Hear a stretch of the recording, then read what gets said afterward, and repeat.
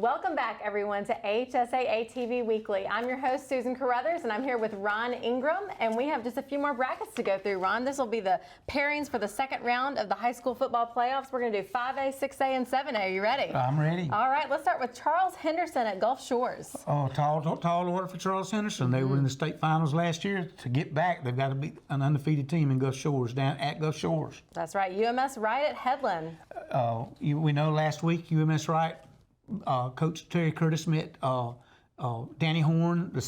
Terry Curtis is the winningest coach in the state. That's right. Danny Horn's number 2, and they played an undefeated team as a 4 seed. They won. Now they go to Headland because Headland was a number 3 seed and beat a number 2. So they're back on the road at Headland. Okay, Demopolis at BC Rain. Demopolis is 9-2. They've been very, very good all year with new head coach Lance Tucker.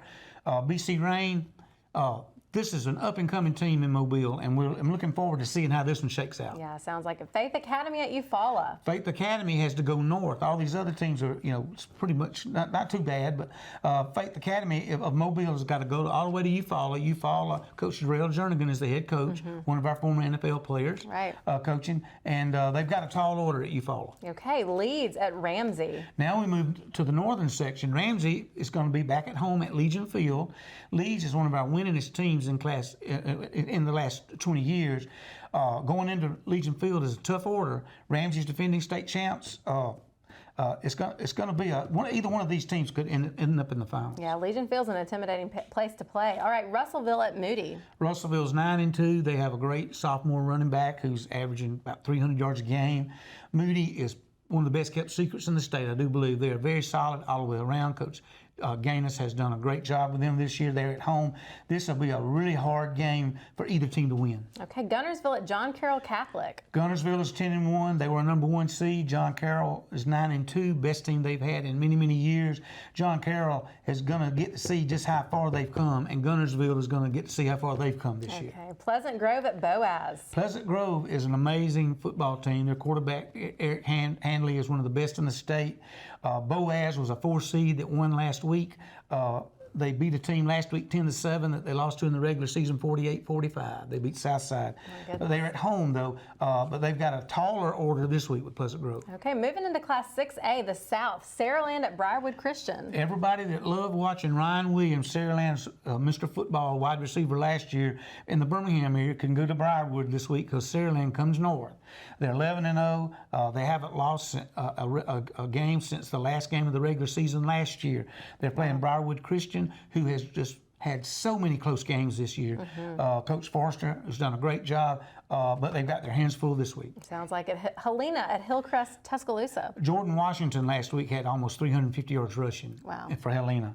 He needs that kind of game for them to beat undefeated Hillcrest, Tuscaloosa. Hillcrest is polished. They're solid all the way around. That's why they're 11-0. Undefeated. All right, Hueytown at Benjamin Russell. Hueytown won a game at home last week. Now they go to Benjamin Russell, who may be playing the best football of any team in this bracket at this time. They're playing very, very well.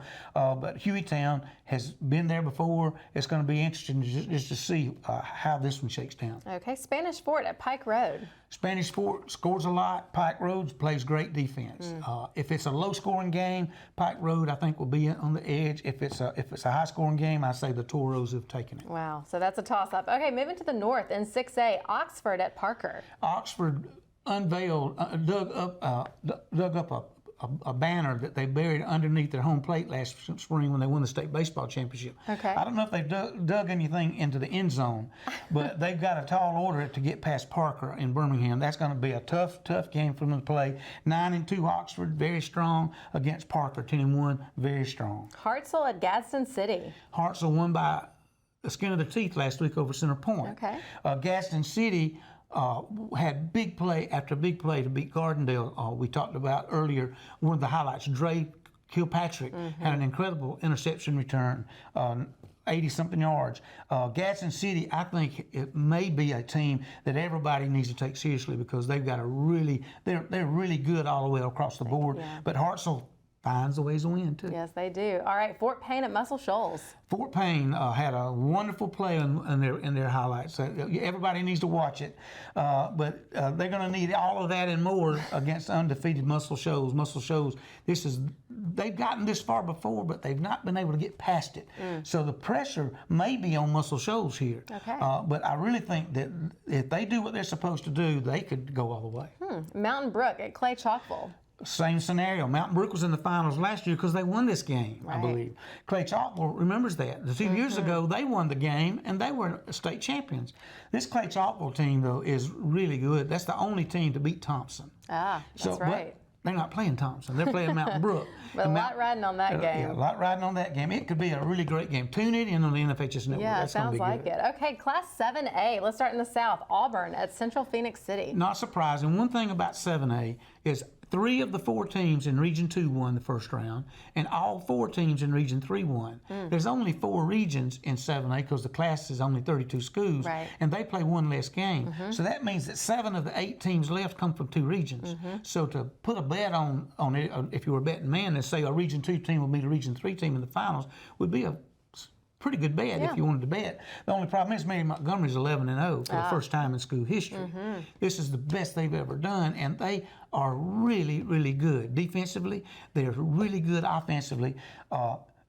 They'll have to beat Enterprise, and Auburn has to do what nobody's done all year, beat Central Phoenix City. Right, that's 2 good matchups right there. So in the north of 7A, Hoover at Hewitt Trustful. Hoover last week was down 16-13 going into the second half, and Jonah Winston, the younger brother of Jameis Winston, who we remember won the Heisman Trophy at Florida State. He came in and he led the team back to a big win over James Clemens. Now they get to go back to Hewitt Trustful, a team that beat them early in the year, 28-7. So, but it's Hoover. And Hoover's the winningest team in the state playoffs in state history. Yeah, so you can't count them out ever. All right, last but not least, Vestavia Hills at Thompson. Vestavia Hills, Coach Rob Evans has done a remarkable job. They're 9-2. When they played Thompson in the regular season in Region 3, they played them really, really well. They didn't win, but no, that's the way a lot of teams do. They don't. Thompson is hard to beat. 4-time defending state champs.